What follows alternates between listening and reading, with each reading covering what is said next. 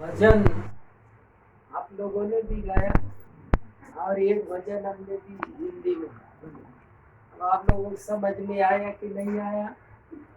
समझ में आया, अच्छी बात है। नहीं समझ में आया तो और समझ लेना, समझाने वाला थोड़ा आदमी को समझ में आया, थोड़ा आदमी को समझ में नहीं आया, थोड़ा आ जाएगा। सदगुरु कबीर साहब ऐसे महापुरुष है, दुनिया में निराले पुरुष हैं। महापुरुष बहुत हैं, लेकिन सदगुरु कबीर साहब की दृष्टि समाज के उत्थान के लिए, समाज के कल्याण के लिए, सदगुरु कबीर साहब ने अपना 120 वर्ष का पूरा जीवन समाज कल्याण के लिए लगा दिया। पूरा 120। और महापुरुषों ने भी अपना जीवन पूरा लगाया। ऐसा नहीं है सदगुरु कबीर साहब ही लगाए, सभी ने जोर दिया। बुद्ध बहुत प्रतिभावान महापुरुष थे, बुद्ध के अंदर बहुत प्रतिभा थी। महावीर के अंदर, महावीर भी बहुत बड़े महापुरुष थे। जगत गुरु शंकराचार्य वो भी कम नहीं थे, वो भी बहुत बड़ी हस्ती। सदगुरु कबीर साहब भी उन्हीं कड़ियों में, महापुरुषों की कड़ियों में सदगुरु कबीर साहब। सबने अपना अपना अनुभव, सबने अपना अपना ज्ञान। महात्मा बुद्ध ने सबके अंदर प्रज्ञा, उन्होंने कहा प्रज्ञा चक्षु, उन्होंने भी प्रज्ञा योगियों ने ज्योति जलाई। महावीर ने भी सम्यक ज्ञान दिया। शंकराचार्य जी ने विवेक ज्ञान दिया। सदगुरु कबीर साहब ने क्या दिया? लोग कहते हैं कि सबने तो सब दिया, लेकिन सदगुरु कबीर साहब ने क्या दिया? सदगुरु कबीर साहब ने पारक ज्ञान दिया। क्या दिया? पारक ज्ञान दिया। सभी कह सकते हैं कि बुद्ध ने ये दिया, महावीर ने ये दिया, शंकराचार्य ने ये दिया। आपके सदगुरु कबीर साहब ने क्या दिया? तो आप ये कह सकते हैं सदगुरु कबीर साहब ने पारक ज्ञान दिया। क्या ज्ञान दिया? पारक ज्ञान। पारक क्या है? जड़ और चेतन, जड़ और चेतन को अलग अलग जानना। जो चीज जैसी है उसको वैसे जानना ही पारक है। जैसे सूर्य, चंद्रमा, तारागण, उनको जो जैसे हैं वैसे ही जानना। सूर्य भी जड़ है, चंद्रमा भी जड़ है, तारा भी जड़ है, और ये सारा संसार जगत में जो है ये सब जड़ है। चेतन, ये जीवात्मा, ये चेतन। जड़ और चेतन का ज्ञान किसने दिया? सदगुरु कबीर साहब ने दिया। अब कहेंगे क्या जड़ चेतन का ज्ञान पहले महापुरुषों को नहीं था? कोई कहेगा क्या कबीर साहब ही अभी तक के, उसके पहले और कोई नहीं थे? वो पहले थे। जड़ और चेतन मिला के दोनों लोग बात करते थे। जड़ अलग करते थे, चेतन अलग करते थे। फिर क्या करते थे? सबको चावल और कंकड़ दिन भर बीनते थे। चावल से कंकड़ अलग करते थे और शाम के पूरा कंकड़ और चावल मिला देते। तो उनकी मेहनत बेकार चली जाती थी। सदगुरु कबीर साहब ने दिन भर अमनिया किया। जड़ चेतन का उनने भी दिन भर पारक किया, लेकिन कंकड़ को अलग रखा और चावल को अलग रखा। तो ये ज्ञान किसने दिया? सदगुरु कबीर साहब ने दिया। कबीर साहब के पहले किसी महापुरुष ने अलग अलग नहीं किया। सदगुरु कबीर साहब एक ऐसे महापुरुष हुए जिन्होंने जो चीज जैसी है वैसे उसको जानना और वैसे जान करके दूसरे को भी वैसे ही जनाया। पहले अपने परखे फिर परखाए, परखावे परखे सदा, सत संगत के बीच अत्ता को हमारी बंदगी किंचित रहे गति। सदगुरु कबीर साहब पहले वो परखे स्वयं, फिर जन समाज को परखाए।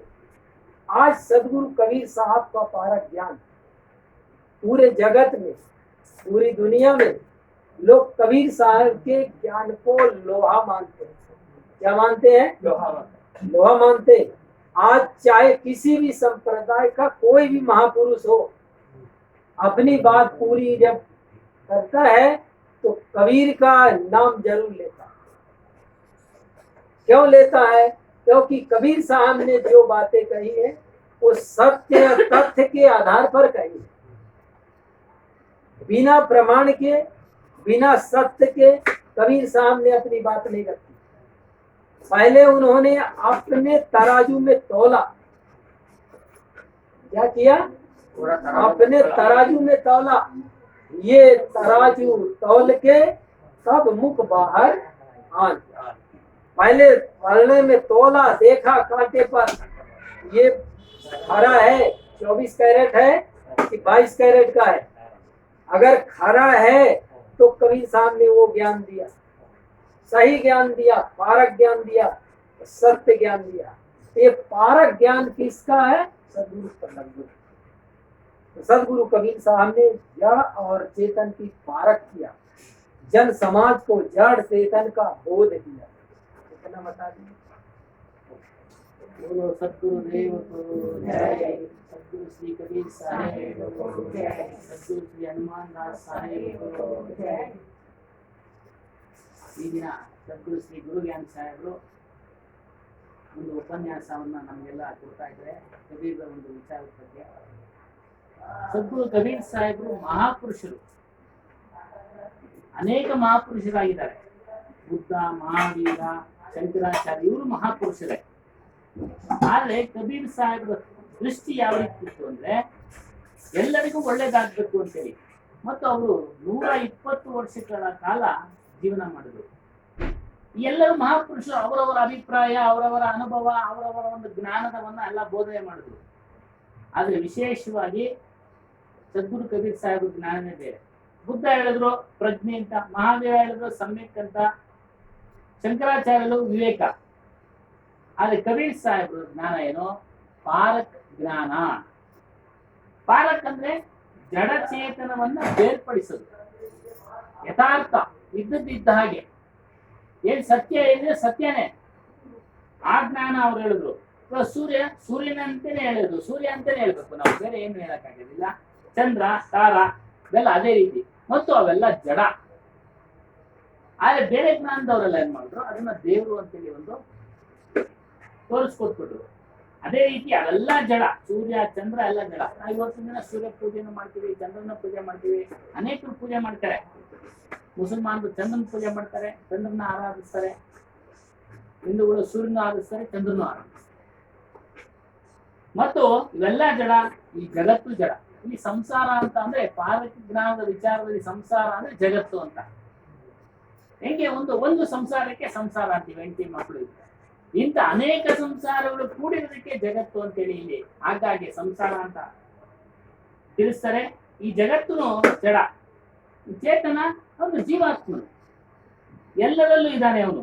ಈ ಜ್ಞಾನವನ್ನ ಕಬೀರ್ ಸಾಹೇಬರು ಕೊಟ್ಟಿರೋದು ವಿಶೇಷ. ಇದು ಬೇರೆಯವರೆಲ್ಲ ಹೇಳ್ತಾರೆ, ನಾವು ಯಾರು ಹೇಳ್ತಾ ಇದ್ದಾರೆ, ನಮ್ಗೆ ಹನುಮಾನ್ ದಾಸ್ ಸಾಹೇಬರು ಎಲ್ಲರೂ ಹೇಳ್ತಾರೆ. ಎಲ್ಲರೂ ಸಹ ಬೆರೆಸ್ಬಿಡ್ತಾರೆ. ಯಾವ ರೀತಿ ಇವರು ಗುರುಗಳೊಂದು ಉದಾಹರಣೆ ಕೊಟ್ಟು ಅಕ್ಕಿ ಮತ್ತು ಕಲ್ಲನ್ನ ಬೇರ್ಪಡಿಸ್ಬಿಟ್ಟು ಸಂಜೆವರೆಗೂ ಬೇರ್ಪಡಿಸ್ತಾರೆ, ಸಂಜೆ ಬೆರೆಸ್ಬಿಡ್ತಾರೆ. ಹನುಮಾನ್ ದಾಸ್ ಸಾಹೇಬ್ ಒಂದು ಉದಾಹರಣೆ ಕೊಡೋದು, ಗೋಧಿ ಇಟ್ಟು ಜಲ್ಡಿ ಹಿಡಿದ್ಬಿಟ್ಟು ಒಟ್ಟಿನೆಲ್ಲ ಒಂದ್ ಕಡೆ ಹಾಕ್ಬಿಡ್ತಾ ಇದ್ರು. ಕೊನೆಗೆ ಏನ್ ಮಾಡ್ತಾ ಇದ್ರು, ತಿರ್ಗಾ ಅದರಲ್ಲಿ ಇಟ್ಟು ಒಟ್ಟನ್ನು ಸಹ ಆಸಿಡ್ಗೆ ಮಿಕ್ಸ್ ಮಾಡ್ಬಿಡ್ತಾ ಇದ್ರು. ಏನ್ ಸಮಾಧಾನ ಇದೆ ಪರವಾಗಿಲ್ಲ, ಅಡ್ಜಸ್ಟ್ ಆಗಿಲ್ಲ, ಹಂಗೆ ಆಗ್ತದೆ. ಹಾಕ್ಬಿಡ್ತಾ ಇದ್ರು ಈ ರೀತಿ. ಆದ್ರೆ ಕಬೀರ್ ಸಾಹೇಬ್ರು ಹೇಳಿಲ್ಲ, ಯಥಾರ್ಥವನ್ನ ಹೇಳಿದ್ರು. ಏನು? ಜಡ ಜಡವೇ, ಚೈತನ್ಯ ಚೈತನ್ಯವೇ. ಇದು ಯಥಾರ್ಥ. ಇವ್ರು ಬೋಧೆ ಮಾಡಿದ್ರು. ಈ ಜ್ಞಾನನ ಅವರು ಸ್ವಂತ ಅನುಭವಕ್ಕೆ ತೆಗೆದುಕೊಂಡ್ರು. ಎಲ್ಲರೂ ಹೇಳಿರ್ತಕ್ಕಂಥ ಜ್ಞಾನಗಳು. ಕಬೀರ್ ಸಾಹೇಬ್ರು ಇತ್ತೀಚೆಗೆ ಒಂದು 600 ವರ್ಷದ ನಂತರ ಹುಟ್ಟಿದ್ದು, 120 ವರ್ಷ ಅವ್ರ ಜೀವನಾವಧಿ. ಅವರ ಜೀವನಾವಧಿಯಲ್ಲಿ ಈ ಎಲ್ಲರ ಜ್ಞಾನವನ್ನ ತಕ್ಕಡಿನಲ್ಲಿ ಹಾಕಿ ತೂಕ ಮಾಡಿದ್ರು. ಅಂದ್ರೆ ತಮ್ಮ ಒಂದು ಮನಸ್ಸಿನಲ್ಲೇ ಇದರಲ್ಲಿ ಇರ್ತಕ್ಕಂಥ ಸತ್ಯಾಂಶಗಳನ್ನ, ಅಸತ್ಯಗಳನ್ನ ಎಲ್ಲ ತೂಕ ಮಾಡಿ ಅಸತ್ಯನೆಲ್ಲ ಕಳೆದ್ರು. ಅಸತ್ಯ ಅಸತ್ಯನೇ, ಸತ್ಯ ಸತ್ಯನೇ ಅಂತೇಳಿ ತೀರ್ಮಾನ ಮಾಡಿದ್ರು. ಅದು ಫಸ್ಟ್ ಅವರು ಅನುಭವಕ್ಕೆ ತೆಗೆದುಕೊಂಡು ಅವರು ಅನುಭವ ಮಾಡಿ ನಂತರ ಬೇರೆಯವ್ರಿಗೂ ಸಹ ತಿಳಿಸ್ಕೊಟ್ರು. ನೀವು ಸಹ ಪರೀಕ್ಷೆ ಮಾಡಿ, ಇದ್ರಲ್ಲಿ ಸತ್ಯ ಇದೆ ಅಸತ್ಯ ಇದೆ ಅಂತ.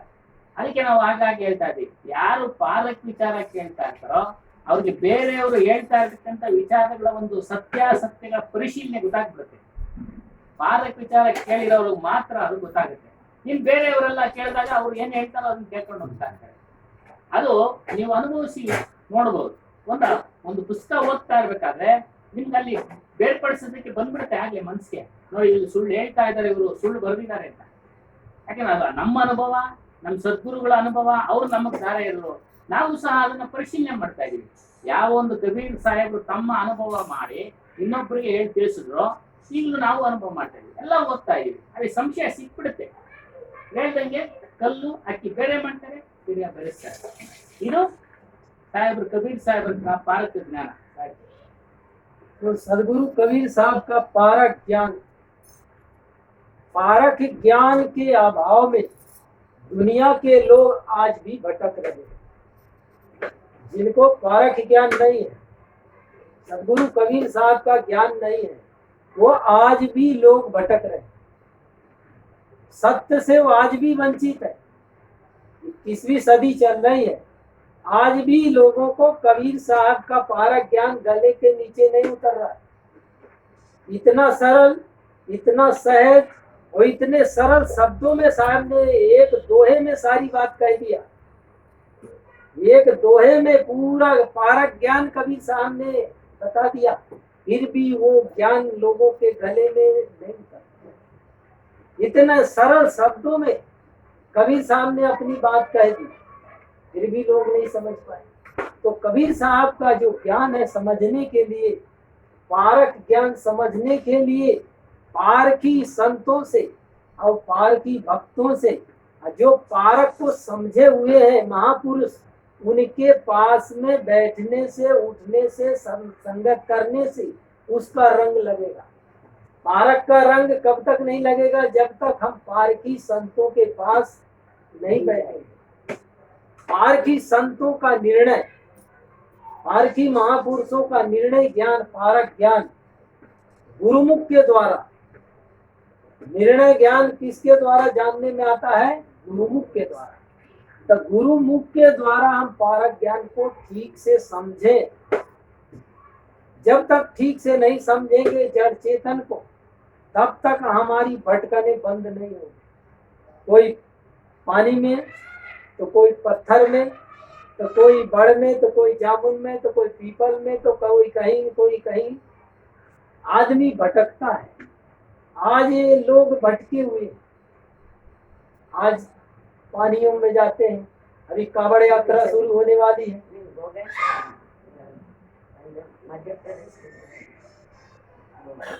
क्या हो गया?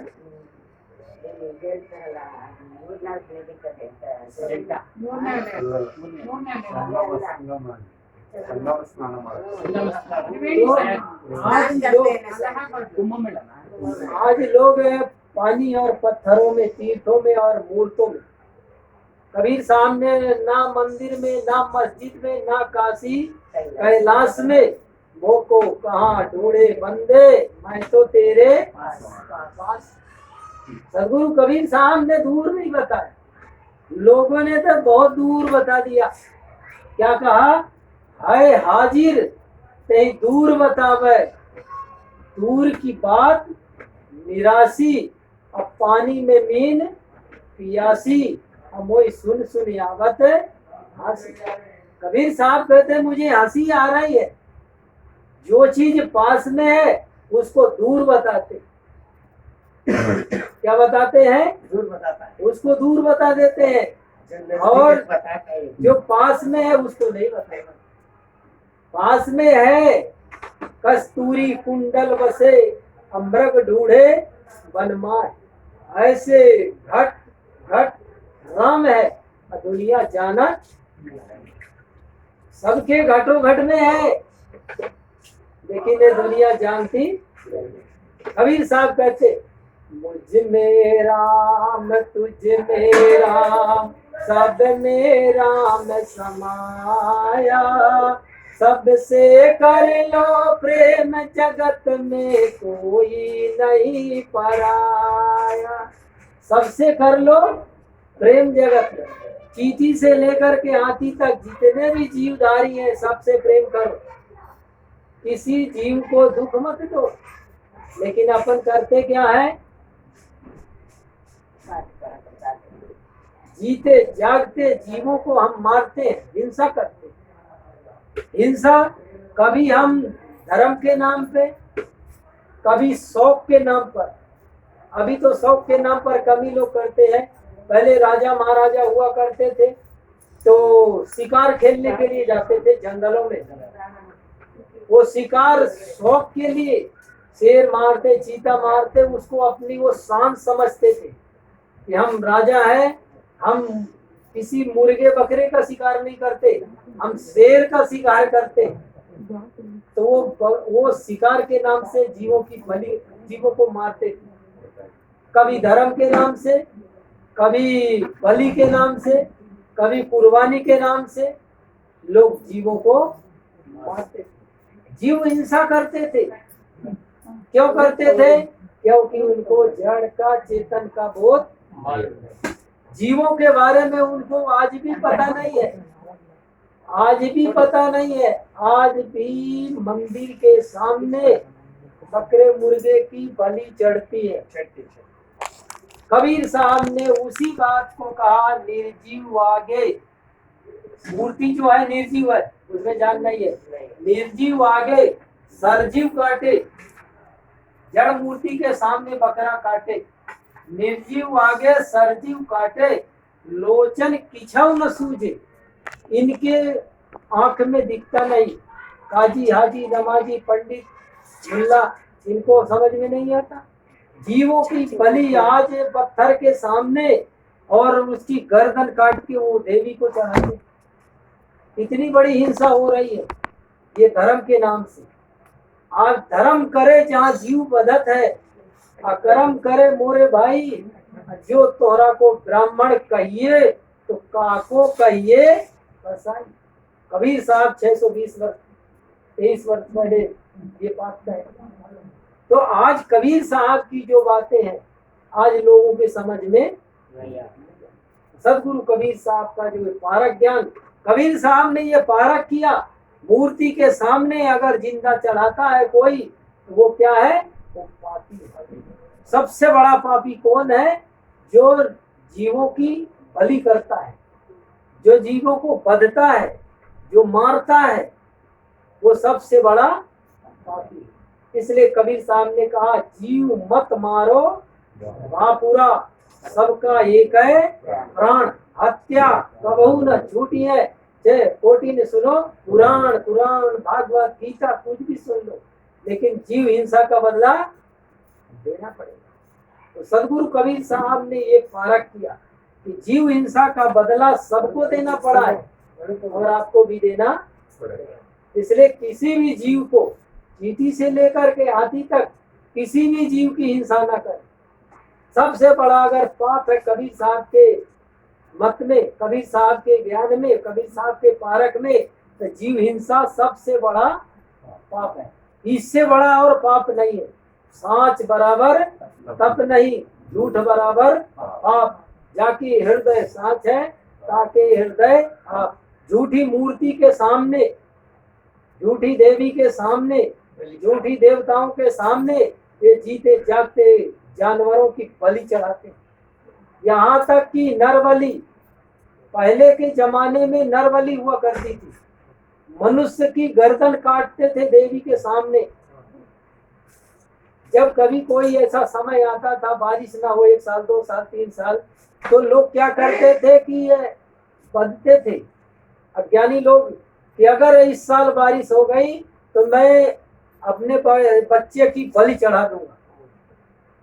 अभी राजस्थान में 4-5 साल पहले की बात है, बारिश नहीं हो रही थी, तो 4 बच्चों की बलि एक साथ में उसकी दी गई, दफना दिया गया उनके कपड़ा मुख बांध के। पता चला फिर रंगा स्वामी जी को, रंगा स्वामी जी पता लगाए और पहुंच गए मौके पर। बोले कि ये क्या किया है आप लोगों ने, 4 बच्चों की समाधि एक जगह कैसे दे दिया? 4 बच्चों की 4 जगह देना था। तो वो चारों जीवित थे, रेत में दफनाए थे, मिट्टी नहीं थी, रेत थी। रेत में उतना वजन नहीं रहता, तो रेत दबा दिए थे। फिर जब मौके में सब पहुंचे, उनको खुल करके निकाले, चारों बच्चे जीवित, जीवित 5-5 बरस के बच्चों की बलि दे दिया। तो ऐसे धर्म के नाम से, अखंड के नाम से लोग बलि देते, नरबलि और अश्वबलि। भगवान श्री राम ने भी अश्वमेघ यज्ञ करवाया था। तो अश्वबलि और नरबलि, पशु बलि और गौ बलि, गाय का अभी भी हो रहा है, अभी भी हो रहा है गाय का। तो ये 4 प्रकार की बलियां होती थी। कबीर साहब ये सब देख करके वो कहते थे ये सब किसका कर्म है? धार्मिक, जो धर्म की आड़ में ये काम करते, धर्म की कथा सुनाने वाले, और ये पाप कर्म कर। कबीर साहब कहते धर्म कथा जो कहते ही रही, अल्लाह उठ जो प्रातः। लवरे लोग, झूठे लोग, झूठी मूर्ति, झूठे पंडित, झूठे पुजारी, ये लोग झूठी पूजा करवाते, सच्ची पूजा नहीं करवाते, झूठी पूजा है इनकी। सत्य पूजा है क्या? मूर्ति के सामने जिंदा मारना, वो अच्छा नहीं, ये झूठा है ना। मूर्ति झूठी है। वो कहते हैं मूर्ति में प्राण प्रतिष्ठा हो गई है, प्राण प्रतिष्ठा हो गई। अभी आज तक इतनी मूर्तियां हैं, उनमें प्राण प्रतिष्ठा हो गई है। कोरोना काल चल रहा है, किसी एक मंदिर की मूर्ति ताला तोड़ के, ताला खोल के निकल के बाहर आई क्या? किसी मंदिर के, चाहे तिरुपति बालाजी हो, चाहे आपका वैष्णो देवी हो, चाहे आपके इधर का अयप्पा बैयप्पा जो भी हो, कोई भी मूर्ति अभी तक एक भी नहीं आई कि ये बीमारी का इलाज हम बताते हैं या करते हैं। आज इलाज कम कर रहा है, डॉक्टर कर रहे हैं, नर्स कर रहे हैं, और भी लोग कर रहे हैं, समाज सेवी लोग कर रहे हैं, लेकिन एक भी मंदिर की मूर्ति निकल के बाहर नहीं आई। सारे दुनिया के पंडित अभी चुपचाप बैठे हुए, एक भी पंडित नहीं बोलता प्राण प्रतिष्ठा कर दूं, तो एक भी मूर्ति निकल के समाज की सेवा में आ जाए। किसी को कोविड का एक भी इंजेक्शन लगाए तो एक भी मूर्ति अभी काम नहीं कर रही, सब ताला के अंदर बैठे हुए। तो आज मूर्ति में अगर प्राण होता तो क्या 2 साल तक अंदर रहते? आदमी को 2 दिन घर के अंदर कर दो तो तड़प तड़प के मर जाता है, और 2 साल से क्या इनको हवा पानी सब बंद है, ताला बंद है, तो मरी नहीं। ये मूर्तियां सबके समझ में आ गई कि ये जाए। आज ये आप गणेश की मूर्तियां, गणेश के मंदिर में गणेश की सवारी है। दुनिया के लोग अभी गणेश की पूजा करते हैं, उसके सवारी की भी करते हैं। अगर गणेश जी के सवारी कभी घर में निकल जाए तो आप लोग क्या करेंगे? गणेश जी की सवारी की चटनी बना देंगे मार करके। चूहा निकल आए तो अभी मार के कूच देंगे, उसकी गर्दनें कर दें, पूरा चटनी कर देंगे। और कहीं धोखे से कहीं और सांप आ जाए तो सांप को भी मार देंगे। आज उसको छोड़ेंगे नहीं, कोई भी नहीं छोड़ेंगे। कैसे छोड़ने को नहीं होता है घर में, लेकिन पत्थर का होए तो, पत्थर की होए तो टीका टाकी करेंगे, चंदन लगाएंगे, उसको सब कुछ करेंगे। चूहे के ऊपर में भी, उसके पूंछ में भी लगाएंगे। ऐसे लोग आज उनकी पूजा करते हैं। और घर में माता पिता जीवित है तो घर में जीवित माता पिता की नहीं करेंगे। जो माता पिता दुनिया से विदा हो गए, स्वर्गीय पिताजी, स्वर्गीय माता जी, उनकी मूर्ति पर, उनके फोटो पर फूल चढ़ाएंगे, उनकी सेवा करेंगे। उनको गिलास में पानी भर के देंगे, चम्मच भी रख देंगे कि चम्मच से पीना, ऐसे नहीं पीना एक साथ में। तो आज भी मूर्तियां, वो जड़ मूर्तियां, उनकी आज लोग सेवा करते हैं, पूजा करते हैं, सब कुछ करते हैं, मगर घर में जो माता पिता जीवित हैं उनकी सेवा, उनकी पूजा नहीं करते। आज पूरी दुनिया जिंदा के पुजारी नहीं है, किसकी पुजारी है? मुर्दा की पुजारी है। तो सदगुरु कबीर साहब ने ये पूजा आज 600 वर्ष पहले बताया, आज तक लोगों को पारक ज्ञान नहीं है। तो पारक ज्ञान के बिना में आदमी भटकता है। ये भटकन जब तक ठीक से पारक लोग नहीं करेंगे कि ये मूर्ति खाती है कि नहीं खाती, पीती है कि नहीं पीती, लेती है कि नहीं लेती, देती कि नहीं लेती, तब तक पारक नहीं होगा। तब तक अंधविश्वासु हम बने रहेंगे, जो जैसा कहेंगे वैसा मानते चले जाएंगे। सब एक बात मानते जाएंगे, सत्य वचन महाराज। चलिए इतना बताइए। ಮತ್ತೆ ಮುಂದುವರೆದು ಗುರುಗಳು ತಿಳಿಸ್ತಾ ಇದ್ದಾರೆ, ಯಾಕೆ ಹಿಂದೆ ಎಲ್ಲ ಅವರು ತಪ್ಪು ದಾರಿ ಹಿಡಿಯಕ್ಕೆ ಕಾರಣ ಅಂದ್ರೆ ತಾರಕ ಜ್ಞಾನ ಅಭಾವ, ಅಂದ್ರೆ ಗೊತ್ತಿಲ್ಲ, ವಿಚಾರ ಅವ್ರಿಗೆ ಗೊತ್ತಿಲ್ಲ. ಹಿಂದಿನವರು ಮಾಡ್ಕೊಂಡ್ ಬಂದ್ರು ಅಂತೇಳಿ ಮುಂದಿನವರು ಅವ್ರ ಬಾಲ ಇಟ್ಕೊಂಡ್ರು. ಹಿಂದಿನವ್ರು ಏನ್ ಮಾಡ್ಕೊಂಡ್ ಬಂದ್ರು ಅಂದ್ರೆ ಮುಂದವ್ರು ಅವ್ರ ಬಾಲ ಇಟ್ಕೊಂಡ್ರು ಅಷ್ಟೇ, ವಿಚಾರ ಮಾಡಲಿಲ್ಲ. ಯಾಕಂದ್ರೆ ತಾರಕ ಜ್ಞಾನದ ಅಭಾವ. ಉದಾಹರಣೆಗೆ ನಿನ್ನೆ ಒಂದು ದೃಶ್ಯ ಮಹಾಭಾರತದಲ್ಲಿ ವಸ್ತ್ರಾಭರಣ ಕೃಷ್ಣನೇ ಹೇಳ್ತಾನೆ, ಇಂಥ ಒಂದು ಅತ್ಯಾಚಾರದ ವಿಚಾರಗಳು ನಡೀತಾನೆ ಇರ್ತವೆ. ಹಿಂದೆನೂ ನಡೀತಾ ಇತ್ತು, ಈಗಲೂ ನಡೀತಾ ಇದೆ, ಮುಂದೆನೂ ನಡೀತಾ ಇರುತ್ತೆ. ಯಾರ್ಯಾರು ಈ ರೀತಿ ಆಗ್ತಾ ಇರುತ್ತೋ ಅವರೇ ನಾಶವಾಗಲಿ ಅಂತ ಹೇಳ್ತಾನೆ. ಅವ್ನು ಬಂದು ನಾನು ನಾಶ ಮಾಡಲ್ಲ ಅಂತ, ನಾಶ ಮಾಡ್ತೀನಿ ಅಂತ ಹೇಳಲ್ಲ. ಗುರುತಿಸಿದ್ರ? ಇಲ್ಲ, ಅವ್ರು ನಾಶ ಆಗ್ತಾರವ್ರು ಅಂತ ಅಂದ. ಅವರು ನಾಶ ಆಗ್ತಾರೆ. ಯಾರು ಈ ರೀತಿ ಅತ್ಯಾಚಾರ ಮಾಡ್ತಾರೋ ಅವರು ನಾಶ ಆಗ್ತಾರೆ. ಆದ್ರೆ ಗೀತೆನಲ್ಲಿ ಯದಾ ಯದಾ ಹಿ ಧರ್ಮಸ್ಯ ಗ್ಲಾನಿ ಭವತಿ ಭಾರತ ಅಭ್ಯುತ್ಥಾನ ನವಧರ್ಮಸ್ಯ ಅಂತ ಹೇಳ್ತಾರೆ. ನಾನು ಮತ್ತೆ ಮತ್ತೆ ಹುಡ್ತೀನಿ ಅಂತೇಳಿ, ಮತ್ತೆ ಹುಟ್ಟೋದಿಲ್ಲ. ಅವನೇ ಹೇಳ್ತಾನೆ ಸೂಕ್ಷ್ಮವಾದ ವಿಚಾರ. ಯಾರು ಈ ಕೆಲಸ ಮಾಡ್ತಾರೋ ಅವರು ನಾಶ ಆಗ್ತಾರೆ. ಅಲ್ಲೇ ಹೇಳಿದ್ದೇನೆ. ಇಲ್ಲಿ ಉದಾಹರಣೆ ಕೊಟ್ಟರು, ಯಾರು ಜೀವ ಹಿಂಸೆ ಮಾಡ್ತಾರೋ ಬದ್ಲು ಅವ್ರು ಅದು ಅನುಭವಿಸ್ಲೇಬೇಕು ಮುಂದಿನ ಜನ್ಮದಲ್ಲಿ. ಅವ್ನ ಎಲ್ಲೂ ಹುಡ್ತೀನಿ ಅಂತ ಹೇಳದ್ನೋ ಬಿಟ್ನೋ ಇಲ್ಲ ಗೊತ್ತಿಲ್ಲ, ಆಮೇಲೆ ಇವ್ರು ಸೇರಿಸಿದ್ರೋ ಏನೋ ಗೊತ್ತಿಲ್ಲ. ಆದ್ರೆ ಅವನು ಧರ್ಮ ಸೂಕ್ಷ್ಮಗಳನ್ನ ನಾವು ಪರಿಶೀಲನೆ ಮಾಡಿದಾಗ ಅವನೇ ಅಲ್ಲಲ್ಲೇ ಹೇಳ್ತಾನೆ, ಪಾಪ ಕರ್ಮಗಳನ್ನ ಮಾಡಿದವರು ಅನುಭವಿಸ್ಲೇಬೇಕು, ಪುಣ್ಯ ಕರ್ಮಗಳನ್ನು ಮಾಡಿದವರು ಅನುಭವಿಸ್ಲೇಬೇಕು. ಮತ್ತೆ ಎಲ್ಲಿ ಇಲ್ಲ, ಇಲ್ಲೂ ಸಹ ಅದನ್ನೇ ಹೇಳ್ತಾರೆ. ಯಾರು ಜೀವ ಹತ್ಯೆ ಮಾಡ್ತಾರೋ ಧರ್ಮದ ಹೆಸರಿನಲ್ಲಿ, ಮತ್ತೊಂದು ಹೆಸರಿನಲ್ಲಿ, ಮತ್ತೆ ರಾಜರು ಬೇಟೆ ಆಡ್ತಾನೆ, ಶೋಕಿ, ಆ ಹೆಸರಿನಲ್ಲಿ ಬೇಟೆ ಆಡ್ತಾರೆ. ಬೇಟೆ ಆಡಿ ಹಿಂಸೆ ಮಾಡ್ತಾರೆ. ಅದ್ರ ಫಲನ ಅವ್ರು ಅನುಭವಿಸ್ಲೇಬೇಕು, ಬದಲ ಅಂತ. ಸದ್ಗುರು ಕಬೀರ್ ಸಾಹೇಬ್ರು ಪಾರಕಿ ಈ ಒಂದು ವಿಚಾರ ಅದೇ ಹೇಳಿದ್ರು. ಈ ವಿಚಾರಗಳು ಯಾರು ಪಾರಕಿ ಸದ್ಗುರುನಲ್ಲಿ ಹೇಳ್ತಾರೋ ಪಾರಕಿ ಜ್ಞಾನ, ಅವರಿಗೆ ಪಾರಕ ಜ್ಞಾನ ಸಂಪೂರ್ಣವಾಗಿ ಅರ್ಥ ಆಗುತ್ತೆ. ಮತ್ತು ಬೇರೆ ಜ್ಞಾನಗಳ ವಿಚಾರಗಳು ಅರ್ಥವಾಗ್ತವೆ. ಅರ್ಥ ಆಗ್ತವೆ. ನಾವು ಸತ್ಯ ಹೇಳ್ತಾ ಇದಾರ, ಅಸತ್ಯ ಹೇಳ್ತಾ ಇದಾರ, ಇದರಲ್ಲಿ ಸಂಶಯ ಇದೆಯಾ, ಸಂಶಯ ಇಲ್ಲಿವೆ, ಅವೆಲ್ಲ ನಾವು ಕೇಳ್ತಾ ನಮಗೂ ಸಹ ಅದು ಬಂದ್ಬಿಡುತ್ತೆ. ಪ್ರತಿಯೊಬ್ಬರಿಗೂ ಆ ವಿಚಾರಗಳು ಬಂದ್ಬಿಡುತ್ತೆ. ಮತ್ತೆ ಈ ತೀರ್ಥ, ಮಂದಿರ, ಮಸೀದ ಎಲ್ಲ ಪರಮಾತ್ಮನ ಅಲ್ಲಿ ಹುಡುಕ ಕೇಳ್ತಾರೆ ಬೇರೆಯವರು. ಆದ್ರೆ ಕಬೀರ್ ಸಾಹೇಬ್ ಹೇಳಿಲ್ಲ, ನಿನ್ನ ಹತ್ರನೂ ಇದೆ ಪರಮಾತ್ಮನು, ಎಲ್ಲರಲ್ಲೂ ಇದ್ದಾನೆ, ನಿನ್ನ ಹತ್ರನೂ ಇದ್ದಾನೆ, ಅವ್ರ ಹತ್ರನೂ ಇದ್ದಾನೆ. ಆದ್ರೆ ಬೇರೆಯವರು ದೂರ ಹೇಳ್ತಾರೆ. ಅವ್ರು ಹೇಳ್ತಾರೆ ಪರಮಾತ್ಮ ನಿನ್ನ ಹತ್ರನೇ ಇದೆ, ನಿನ್ನ ಹತ್ತಿರನೇ ಇದೆ ಅಂತ ಹೇಳ್ತಾರೆ. ಕಸ್ತೂರಿ ಮೃಗದ ಉದಾಹರಣೆ ಕೊಟ್ಟರು. ಕಸ್ತೂರಿ ಮೃಗ ತನ್ನಲ್ಲೇ ಒಂದು ಸುವಾಸನೆ ಬೀಳ್ತಾ ಇರುತ್ತೆ ನಾಭಿನಲ್ಲಿ. ಆದ್ರೆ ಅದು ಊರೆಲ್ಲ ಸುತ್ತುತ್ತೆ. ಕೊನೆಗೆ ಅದು ಸುತ್ತಿ ಕೊನೆಗೆ ಏನೋ ಒಂದು ಕಾರಣದಿಂದ ಆ ಕಡೆ ನಾಭಿನ ನೋಡ್ಕೊಂಡಾಗ ಅಲ್ಲೇ ಇರುತ್ತೆ. ಅದೇ ರೀತಿಯಾಗಿ ಪರಮಾತ್ಮನಲ್ಲಿದ್ದಾನೆ, ಪ್ರತಿಯೊಬ್ಬರಲ್ಲೂ ಇದ್ದಾನೆ, ಪ್ರತಿಯೊಬ್ಬರಲ್ಲೂ ಪರಮಾತ್ಮನಿದ್ದಾನೆ. ಈ ವಿಚಾರ ತಿಳಿಸಿದವರು ಸದ್ಗುರು ಕಬೀರ್ ಸಾಹೇಬರು. ಮತ್ತೆ ಹಿಂಸೆ ಮಾಡಬೇಡಿ, ಇರುವೆಯಿಂದ ಸಣ್ಣ ಪ್ರಾಣಿಯಿಂದ ದೊಡ್ಡ ಪ್ರಾಣಿವರೆಗೂ ಸಹ ಪರಮಾತ್ಮನಿದ್ದಾನೆ, ಅದರಲ್ಲೂ ಸಹ ಅದನ್ನು ಹಿಂಸೆ ಮಾಡಬೇಡಿ. ಮೂರ್ತಿ ಪೂಜೆ ಹೇಳಿದ್ರು. ಏನು, ಈ ಬಲಿ ಕೊಡ್ತಾರೆ ನಿರ್ಜೀವ ಮೂರ್ತಿಗಳ ಮುಂದೆ. ಈ ಸಜೀವ ಬಲಿಗಳನ್ನ, ಸಜೀವ ಪ್ರಾಣಿಗಳನ್ನ ಕೊಡ್ತಾರೆ. ಯಾಕೆ ಅವ್ರಿಗೆ ಗೊತ್ತಾಗ್ತಾ ಇಲ್ವಾ? ಗೊತ್ತಾದ್ರೂ ಸಹ ಒಂದು ಇಂದಿನ ಸಂಪ್ರದಾಯದ ಧರ್ಮದ ಹೆಸರಿನಲ್ಲಿ ಇಂದಿನ ಸಂಪ್ರದಾಯ ಹೆಸರಿನಲ್ಲಿ ಈ ರೀತಿ ಮಾಡ್ಕೊಂಡ್ಬಂದು ಇದು ಕಬೀರ್ ಸಾಹೇಬರು ಇದನ್ನೆಲ್ಲ ತಿಳಿಸಿ ಹೇಳಿದ್ರು.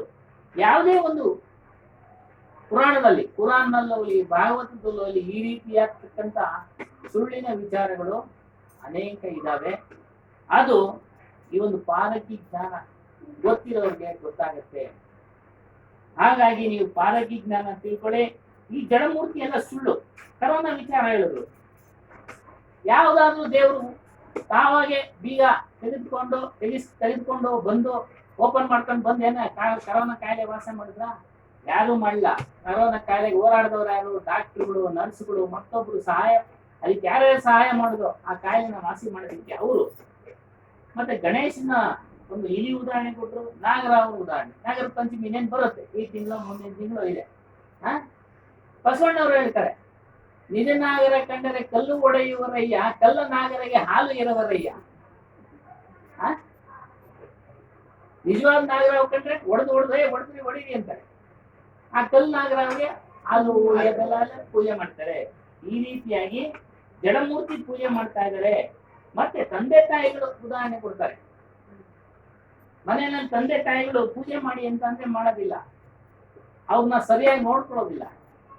ಅವರ ಮರಣದ ನಂತರ ಅವ್ರ ಹೆಸರಿನಲ್ಲಿ ಊಟೋಪಚಾರಗಳು ಏನ್ ಹೇಳ್ತೀರಾ? ಮತ್ತೆ ಈ ಪಾವಡ ಪ್ರಕಾಶ್ ರಾವ್ ಅವರೊಂದು ಬಿಡ್ತಾ ಯೂಟ್ಯೂಬ್ ನಲ್ಲಿ ಬಿಡ್ತಾ ಇದ್ದಾರೆ, ತಿಥಿಗಳಲ್ಲಿ ಮಾಂಸ ಊಟ ಮಾಡ್ಬೋದಾ ಅಂತ. ಎಲ್ಲ ಏನೇನ್ ಪ್ರಶ್ನೆಗಳು ಆಗ್ತಾರೆ ಅಂದ್ರೆ ಅವ್ರು ಜ್ಞಾನಿಗಳು. ಅವ್ರು ಹೇಳ್ತಾರೆ ಹಿಂದೆ ಪುರಾಣದಲ್ಲಿದೆ ಮಾಡ್ಬೋದು ಅಂತ. ನೋಡಿ, ಪುರಾಣಗಳಲ್ಲಿದೆ ಮಾಡ್ಬೋದು. ಇದೇ ವಿಚಾರ ನರ್ಬಲ್ಲಿ ಹೇಳಿದ್ರಲ್ಲ, ಈ ವಿಚಾರ ಒಂದು 2-3 ವಾರ ಕೆಳಗಡೆ ಹೇಳಿದೆ. ವಿಶ್ವಾಮಿತ್ರನ ಸಂಬಂಧಿಕನ ಅಂಬರೀಷನು ಅವನ್ನ ಯಜ್ಞಕ್ಕೆ ಬಲಿ ಕೊಡಕ್ ಹೋಗ್ತಾನೆ, ನರಬಲಿನ. ವಿಶ್ವಾಮಿತ್ರರು ಬಂದು ಅದನ್ನು ಬಿಡಿಸ್ತಾರೆ. ಆ ಕಾಲದಲ್ಲಿ ನರಬಲಿನೂ ಇದೆ, ಈಗಲೂ ನಡೀತಾ ಇದೆ. ರಾಜಸ್ಥಾನದ ಉದಾಹರಣೆ ಹೇಳಿದ್ರು, ಈಗಲೂ ನಡೀತಾ ಇದೆ. ಯಾಕೆ? ಜ್ಞಾನ ಇಲ್ಲ ಸರಿಯಾಗಿ. ಅವ್ರಿಗೆಲ್ಲ ಸರಿಯಾದ ಜ್ಞಾನ ಇದ್ದಿದ್ರೆ ಇದನ್ನೆಲ್ಲ ಮಾಡ್ತಾ ಇರ್ಲಿಲ್ಲ. ತಿಳುವಳಿಕೆ ಇಲ್ಲ. ಅವನು ನನ್ನ ಹಾಗೆ ಮನುಷ್ಯ, ನನ್ನ ಹಾಗೆ ಚೈತನ್ಯ ಪುರುಷ, ನನ್ನ ಹಾಗೆ ಜೀವಿ,